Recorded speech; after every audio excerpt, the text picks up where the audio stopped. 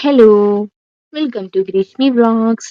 അപ്പൊ നമ്മളിന്ന് കുറച്ച് ചോക്ലേറ്റ് വാങ്ങാനായിട്ട് ശരവണയിൽ പോയതാണ് കേട്ടോ.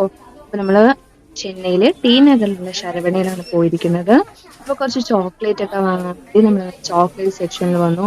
അവിടെയാണെങ്കിൽ ഇഷ്ടംപോലെ പല തരത്തിലുള്ള ചോക്ലേറ്റ്സ് ആണ്. അപ്പൊ നമുക്ക് ഏത് എടുക്കണം എന്ന് കൺഫ്യൂസ് ആയിട്ടോ.